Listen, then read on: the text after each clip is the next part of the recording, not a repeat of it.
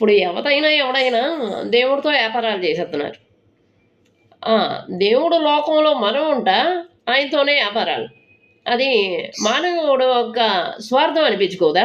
ఇది స్వార్థం గాదా? ఆ! ఇప్పుడేంటంటే దేవుడి పేరు చెప్పి కొంతమంది ఆహ్, వ్యాపారాలు చేస్తున్నాడే, వాళ్ళు నా దృష్టిలో మనుషులే గాదు. అది. ఎంతవరకు మనల్ని కాపాడుకుంటూ, మన వెన్నంటూ ఉండేదే దైవం. ఇప్పుడు ఏ ఫ్రెండ్ చూడు, ఆ! అందులో నీతి లేదు, నిజాయితీ లేదు ఫ్రెండ్‌షిప్‌లో.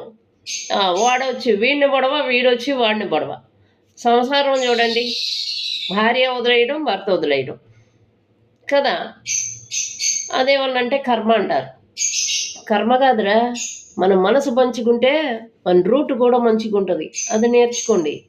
మన మనసు ఎంత మంచిగుంటదో, మన రూట్ కూడా అంతే మంచిగుంటది. దైవం అది చెప్పింది మనకి. సరే, మీకింకో విషయం తెలుసా? మన మనసనేది మోక్ష మార్గం లాంటిది. ఎప్పుడు మంచే ఉండాలి. ఒకవేళ చెడు మన బ్రెయిన్ ఆలోచించి మనసుకి చెప్పినా, దాన్ని యాక్సెప్ట్ చేయకూడదు. అది మోక్ష మార్గంలోనే ఉండాలి. మన మనసు అర్థమైతే మన జీవితం గూడా మనకు అర్థమైపోయిద్ది. ఈ సూసైడ్‌లు ఎందుకవుతాయి? ఈ రేప్స్ ఎందుకవుతాయి? ఒకడినొకడు మోసం జేసుకోవటం ఎందుకవిద్ది? మన ఫస్టు మన మనమేంటి? మన మనసేంటి? అని తెలుసుకోండి. అది మంచి మోక్ష మార్గం. పక్కనోడికి కొద్దిగా ఒక రూపాయి దానం చేసినా ఒప్పుకోరు.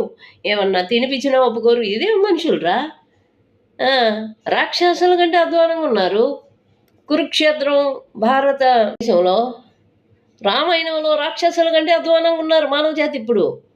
అది అరే! ఎప్పటికప్పుడు స్వార్థం కక్కుకోకండ్రా! మ్యానిప్యులేట్ చేయకండి ఎవరిని. తెలిసినోళ్ళుంటారు, తెలియనోళ్ళుంటారు. ఆ! పిచ్చోడిని పిచ్చోడు అని మీకనిపియొచ్చు. ఆడు పిచ్చోడు కాదురోయ్! ఆ! వాడొక నాలెడ్జ్ తెలిసిన, యూనివర్సల్ గురించి తెలిసిన వాళ్ళు గూడా అలాగుంటారు. అర్థమైందా? ఈ సోది మొహాల్లారా! మనసు యొక్క మోక్ష మార్గాన్ని తెలుసుకోండి. అప్పుడు మీరేంటో మీకు అర్థమైపోయిద్ది ఆటోమేటిక్. హ్మ్. పక్కనోడికి హెల్ప్ చేద్దాం, షెల్టర్ ఇద్దాం. ఆ! ఏమన్నా ఆ థాట్స్ ఒస్తాయి. వేద మంత్రాలు ఆటోమేటిక్‌గా మనలో ఆ! రావాలని అవి ఇముడుకొనుంటాయి గట్టిగా. అరే! ఈ దేశంలో ఒకడు బాగుపడితే ఒకడు ఆ! ఓర్చుకోలేడు. మీరంతా నీతులు చెప్పడానికొత్తారు మళ్ళా. ఓం నమ శివాయ. ఓం